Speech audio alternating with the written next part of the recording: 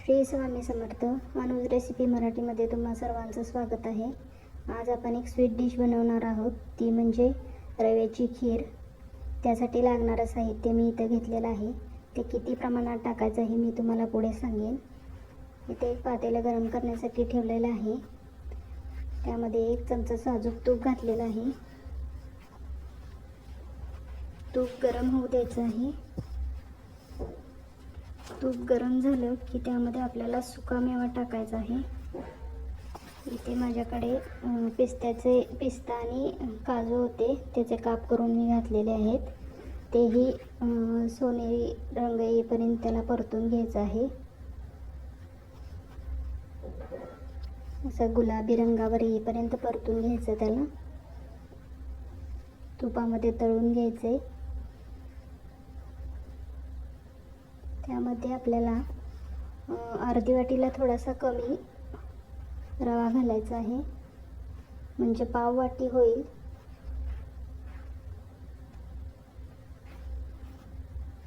तोही छान गुलाबी रंग येईपर्यंत परतून घ्यायचा आहे. हे सगळं आपल्याला मंद आचेवर करायचं आहे, नाहीतर रवा जळू शकतो, करपू शकतो. रवा करपला की खीर चांगली लागणार नाही आपली. एकदम मंद गॅसवर ह्याला सतत हलवत राहायचं आहे. रवा भाजत आला की त्याचा खमंग सुवास घरभर पसरतो. असा गुलाबी रंग येईपर्यंत त्याला परतत राहायचं आहे सतत. बघा, आपला रवा आता हे भाजत आलेला आहे. त्याला छान गुलाबी कलर आलेला आहे. आता आपल्याला त्यात 1 ग्लास दूध घालायचं आहे. जवळजवळ हे अर्धा लिटर असेल. दूध घातल्यानंतर चांगलं मिक्स करून घ्यायचं आहे.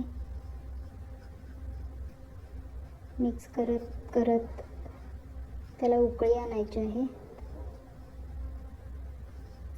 बघा, आपल्याला दुधाला उकळी आलेली आहे. असं सतत ढवळत राहायचं आहे, म्हणजे रव्याच्या गोठळ्या होणार नाहीत.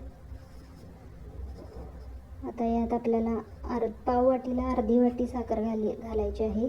आपण पाव वाटी रवा घेतला होता, त्यासाठी अर्धी वाटी साखर इथं मी घातलेली आहे. गोड तुम्ही तुमच्या आवडीनुसार कमी जास्त करू शकता. असं सतत हलवत राहायचं आहे साखर विरघळेपर्यंत. आपण जसं याला मंद आचेवर शिजवू तसं ही खीर घट्ट होत जाते. करायला एकदम साधी सिंपल आहे.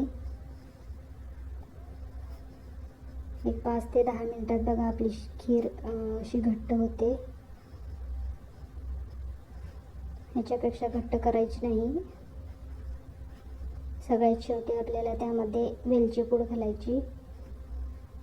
थंड झाली की आणखी घट्ट होते, त्यासाठी इथेच गॅस बंद करायचा.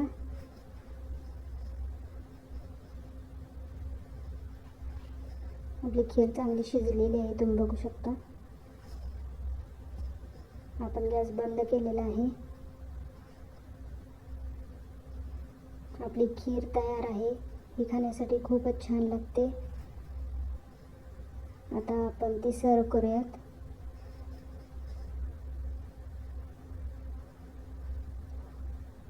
अशी खीर तुम्ही करून बघा. एकदम साधी सोपी रेसिपी आहे. व्हिडिओ आवडला असेल तर व्हिडिओला